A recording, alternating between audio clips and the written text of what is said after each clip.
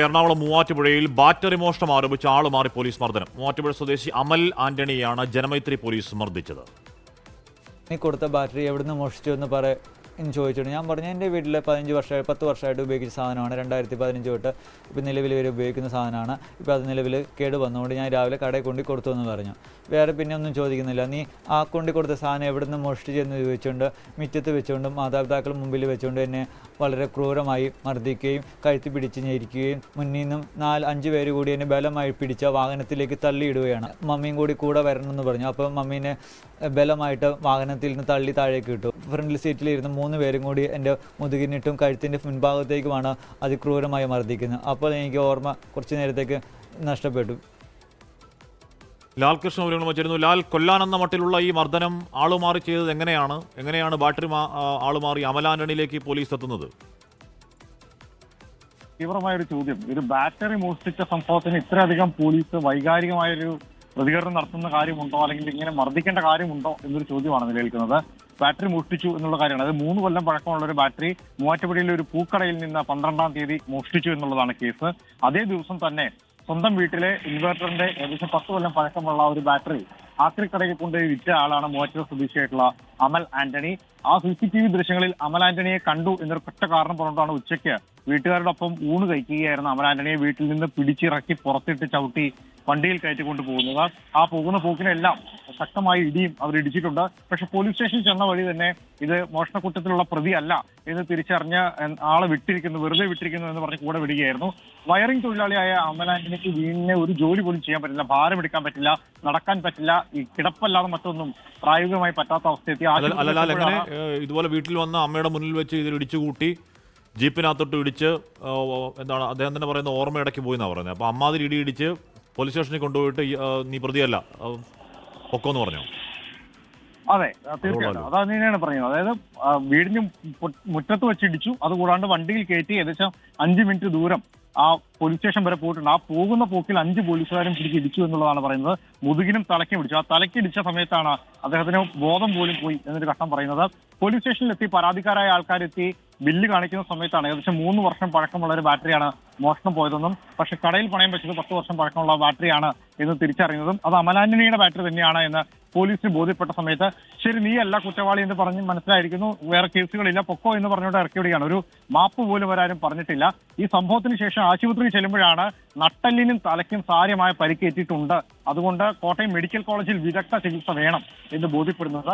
ഇക്കാര്യങ്ങൾ ചൂണ്ടിക്കാണിച്ചുകൊണ്ട് റൂറൽ SP-ക്കും DYSP-ക്കും അല്ല ലാല്, ഞാൻ പറയുന്നത് ഇപ്പൊ ഈ ബാറ്ററി എടുത്ത് അമൽ തന്നെ വെക്കുക പോട്ടെ, അങ്ങനെ അല്ലെന്ന് പോലീസ് തന്നെ പറഞ്ഞു. ഇനി അമൽ അല്ലെങ്കിൽ വേറൊരാൾ ബാറ്ററി എടുത്ത ഒരാളുണ്ടല്ലോ, ആ യഥാർത്ഥ ബാറ്ററി എടുത്ത ആളെ പിടിച്ചു നോക്കുക, ഇങ്ങനെ കൊല്ലുന്ന പോലെ ഇടിക്കുകയാണോ ചെയ്യുക?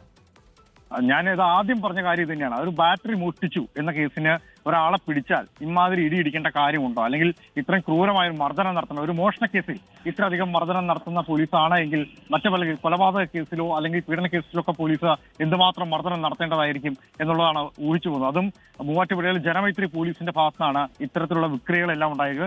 കുറ്റം തെളിയുന്നതിന് മുമ്പാണ് ഇമാതിരി ഇടിയിടിച്ചത് എന്നുള്ളത് മറ്റൊരു യാഥാർത്ഥ്യമാണ്. ആ വണ്ടിയിൽ പോകുന്ന വഴിക്ക് മുഴുവൻ ഇമാതിരി മർദ്ദനം നടത്തി അയാളുടെ നട്ടെല്ലും തലയും അടിച്ചു പൊട്ടിച്ചതിന് ശേഷം പോലീസ് പറയുന്ന ഭാഷ്യമാണ് നീ എല്ലാ പ്രതിയും. ഗുരുതരമായ മനുഷ്യാവകാശ പ്രശ്നമാണ്. അമൽ ആന്റണി ഇനി എങ്ങനെയാണ് മുന്നോട്ടേക്ക് പോകുന്നത്? ആർക്കെങ്കിലും പരാതി കൊടുക്കാൻ അമൽ അതിനുള്ള ആവതും അതിനുള്ള സാമ്പത്തിക ശേഷിയൊക്കെ ഉള്ള ആളാണോ? അതിന് പിന്നാലെ നിൽക്കാൻ ആളൊക്കെ ഉള്ള ശക്തിയുള്ള ആളാണോ ഈ പറയുന്ന പാവ മനുഷ്യൻ ലാൽ? അമൽ ഇനി ആർക്കാണ് പരാതി കൊടുക്കേണ്ടത് എന്നുള്ളതാണ് ഒരു ചോദ്യം. കാരണം പരാതി കൊടുക്കാവുന്ന എല്ലായിടത്തും പരാതി കൊടുത്തിട്ടുണ്ട്. റൂറൽ SP-ക്ക് കൊടുത്തു, DYSP-ക്ക് കൊടുത്തു, അതോടൊപ്പം തന്നെ പോലീസ് കംപ്ലൈന്റ് അതോറിറ്റിയും കൊടുത്തു. പക്ഷേ ഒരു FIR പോലും ഈ സംഭവവുമായി ബന്ധപ്പെട്ടുകൊണ്ട് ഇതുവരെ മൂവാറ്റുപുഴ പോലീസ് ഇട്ടിട്ടില്ല. ഈ കസ്റ്റഡി എടുക്കാമെന്ന പോലീസുകാരെ അന്വേഷണ വിധേയമായി സസ്പെൻഡ് ചെയ്യാനോ അല്ലെങ്കിൽ അവരിൽ മേലിൽ ഒരു അന്വേഷണം നടത്താനോ തയ്യാറായിട്ടില്ല. ഈ കേസ് ഏത് വിധേയനെയും പരിഗണിക്കപ്പെടാതെ പോകുന്ന സമയത്താണ് 24 ഈ വാർത്ത പുറത്തേക്ക് കൊണ്ടുവരുന്നത്. ഈ വാർത്ത പുറത്തു വന്നതിന് ശേഷം മാത്രമാണ് ഇതിൽ എന്തെങ്കിലും തരത്തിലൊരു നടപടി ഉണ്ടാക്കാൻ സാധ്യത നമ്മൾ പോലും കാണുന്നുള്ളൂ. കഴിഞ്ഞ 12-ാം തീയതി ഉണ്ടായ ഒരു സംഭവമാണെന്ന് ഓർക്കണം.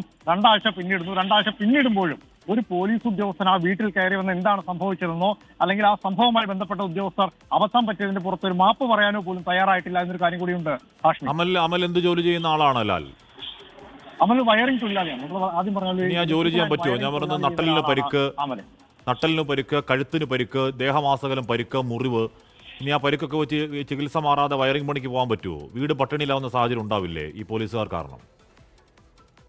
ഒരു ജോലിയും ചെയ്യാൻ കഴിയാത്ത അവസ്ഥയിലേക്ക് അമൽ മാറി എന്നുള്ളത് അമൽ തന്നെ പറയുന്നുണ്ട്. ഭാരം എടുക്കാൻ കഴിയില്ല, നടക്കാൻ കഴിയില്ല. വയറിംഗ് ജോലി ചെയ്യുന്ന ഒരാളാണ്. ഉള്ളി ഉപയോഗിച്ച് ഭിത്തി കുത്തി തുറന്ന വയറിംഗ് ചെയ്യേണ്ട ഒരു ജീവനക്കാരൻ അല്ലെങ്കിൽ ഒരു തൊഴിലാളി, അയാൾക്ക് ഉപജീവനം പോലും വഴിമുട്ടി നിൽക്കുന്ന അവസ്ഥയിലേക്ക് എത്തിയിട്ടുണ്ട്. ഒരു ബാറ്ററി മോഷ്ടിച്ചു എന്ന് ആരോപിച്ചുകൊണ്ട് കുറ്റം പോലും തെളിയിക്കുന്നതിന് മുമ്പാണ് ഇത്തരത്തിലുള്ള വിക്രിയകൾ ഈ നാട്ടിലെ പോലീസുകാർ കാണിച്ചു കൂട്ടിയത് എന്നൊരു വസ്തുത കൂടി നമ്മൾ ഓർക്കേണ്ടതാണ്. എന്തുകൊണ്ട് പോലീസ് ഈ സംഭവത്തിൽ തുടർ നടപടിക്ക് തയ്യാറാകുന്നില്ല എന്നൊരു ചോദ്യം കൂടി അവിടെ നിൽക്കുന്നുണ്ട്. ഏറ്റവും ചുരുങ്ങിയ പക്ഷം ആ ജനമൈത്രി പോലീസ് എന്ന പേരെങ്കിലും മാറ്റണ്ടേ? ജനമൈത്രി പോലീസ് പേര് ഇട്ടുകൊണ്ട് ഇമാതിരി പണിയാണ് കാണിക്കുന്നതെങ്കിൽ എന്ത് കഷ്ടമാണ്. സംസ്ഥാനത്ത് പോലീസ് ഒരു മിനിമം മര്യാദ കാണിക്കണം ആളുകളോട്, അത് ആരാണെങ്കിലും എന്നുള്ളത് കൂടിയാണ് ഇതിനകത്ത് വെളിവാകുന്ന ഒരു കാര്യം കൂടി പറയുന്നത്. മൂവാറ്റുപുഴ ഡിവൈഎസ്പിയെ നമ്മൾ ബന്ധപ്പെട്ടപ്പോൾ ഈ സംഭവവുമായി ബന്ധപ്പെട്ടുകൊണ്ട് അന്വേഷിക്കും എന്നൊരു കാര്യം പറഞ്ഞിട്ടുണ്ട്. ഒരു പരാതി നൽകി ഇത്രയും കാലം അന്വേഷിക്കാൻ കാലതാമസം എന്താണ് എന്നൊരു ചോദ്യം കൂടി അവിടെ ബാക്കിയുണ്ട്. അതും കുറ്റക്കാരായി കുറ്റാരോപിതരായി പോലീസുകാർ നിൽക്കുന്ന സംഭവത്തിൽ തന്നെയാണ് പോലീസിന്റെ ഈ ഉദാസീനത. മൂവാറ്റുപുഴ പോലീസ് സ്റ്റേഷനുമായി ബന്ധപ്പെട്ടുകൊണ്ട് ഒരുപാട് ഇത്തരത്തിലുള്ള സംഭവങ്ങളുണ്ട്. ഏതാനും നാളുകൾക്ക് മുമ്പാണ് അവിടെയുള്ള ഒരു പോലീസുകാരി സർക്കാരിന്റെ 16.25 ലക്ഷം രൂപ തട്ടിയെടുത്തുകൊണ്ട് ഒളിവിൽ പോയത്. ഒരു മാസം പിന്നിടുമ്പോഴും അവരെക്കുറിച്ച് വിവരമില്ല. ഇവിടെ കുറെ പോലീസുകാർ വന്നൊരു പാവത്തെ ഇടിച്ച് വെള്ളം പോലെയാക്കുന്നു, അതിലും നടപടിയില്ല. പോലീസുകാരുടെ തോന്നിവാസത്തിന്റെ അങ്ങേയറ്റത്തിലേക്ക് എത്തുന്നു എന്ന് വേണമെങ്കിൽ നമുക്ക് ഇതിനെ പറഞ്ഞു വെക്കാം. ഓക്കെ, ലാൽകൃഷ്ണനാണ് തൊടുപുഴയിൽ നിന്ന് വാർത്തയുടെ വിവരങ്ങൾ നൽകിയത്.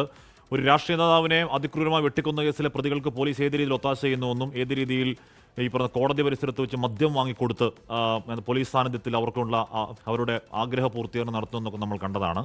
അതേ പോലീസ് തന്നെ ഇവിടെ, അതേ കേരള പോലീസ് തന്നെയാണ് ഇവിടെ ഒരു ബാറ്ററി എടുത്തു എന്ന് വെറുതെ ആരോപിച്ച് വീട്ടിൽ വന്ന് അമ്മയ്ക്ക് മുന്നിലിട്ട് ഒരു പാവം ചെറുപ്പക്കാരനെ, ഒരു വയറിംഗ് തൊഴിലാളിയെ ചവിട്ടിക്കൂട്ടി, വണ്ടിക്കകത്തിട്ട് ചവിട്ടിക്കൂട്ടി, നട്ടലിനും കഴുത്തിനൊക്കെ പരിക്ക് വരുന്ന രീതിയിൽ ചവിട്ടിക്കൂട്ടി പോലീസ് സ്റ്റേഷനിൽ കൊണ്ടുപോയി നീ പ്രതിയൊന്നുമല്ല, നീ എടുത്തിട്ടില്ല, പൊക്കോ എന്ന് പറഞ്ഞിട്ട് ഒരു മാപ്പ് പോലും പറയാതെ വെറുതെ വിട്ടതെന്നാണ്. എന്താവസ്ഥയാണ്. ലോകത്തെവിടെയായാലും ഏത് സമയത്തും 24 വാർത്തകളും ഓഗ്മെന്റഡ് റിയാലിറ്റി പാക്കേജുകളും എക്സ്പ്ലെയിനറുകളും വിശദമായി കാണാൻ ഞങ്ങളുടെ യൂട്യൂബ് ചാനൽ നിങ്ങൾക്ക് സബ്സ്ക്രൈബ് ചെയ്യാം.